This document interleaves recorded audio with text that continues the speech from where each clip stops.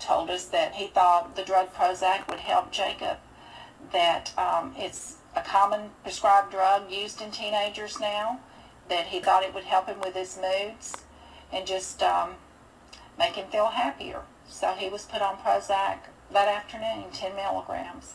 The morning of my son's death, we had talked that morning. He did not want to go to school that day, and he just said that he would go the next day. They were getting out for Christmas holidays. I left for work, and a few hours later I began to call home because with him being at home by himself, I was concerned, so I did not get an answer. And I continued to call for a couple of hours, then I left, and it took me 30 minutes to get home, and I found my son hanging in our attic. My husband and I attended a FDA hearing in Washington about the side effects that can happen with these drugs, and unfortunately the first hearing there was 65 parents there. Their children had died while on antidepressants. Some of them were on the drug a matter of days before they committed suicide. After being on Prozac for 21 days, my wife shot and killed both of these two boys right here. She turned the gun to herself and shot herself twice. Now she's in jail for murder. Since I've been on Prozac, I've experienced the following adverse reactions. A drug-induced insanity that has caused several self-destructive outbursts. There was an extended period of anger, rage, and hostility, and it turned into terrible feelings that suicide was the only answer. This is hard for me because I tried to commit suicide in front of my 5 children. I didn't know what I was doing. I don't remember exactly what happened. All I know is that my husband took the gun away from me and my children was looking from the other room. What would have happened if these children had seen their mother commit suicide?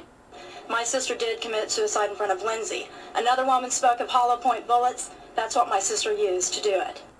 Prior to my Senate testimony in mid-November of 2004, there was an orchestrated campaign by senior-level FDA managers to intimidate me so that I would not testify before Congress.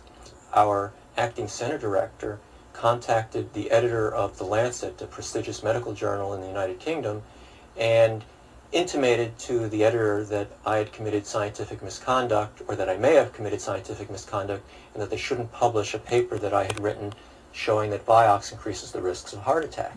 The second was that other high-level FDA officials contacted Senator Grassley's office and attempted to get Senator Grassley and his staff to not support me, to not believe me, and to not call me as a witness. The problem for government scientists and federal employees in general is they don't have viable legal rights. There's a Whistleblower Protection Act, which is the strongest free speech law in history on paper, but in reality it's been a trap, a vehicle to rubber stamp whatever harassment the bureaucracy wants to impose on a whistleblower. Senior FDA officials contacted Tom Devine, my attorney at the Government Accountability Project, and attempted to convince him that he should not represent me because I was a bully, a demagogue, that I was guilty of scientific misconduct, that I was just a terrible person, I couldn't be trusted. And these people were posing as whistleblowers themselves. But it turns out that they were senior FDA officials. Some of them are in my supervisory chain, who were involved in a coordinated attempt to discredit me and to smear my name and to prevent me from giving testimony.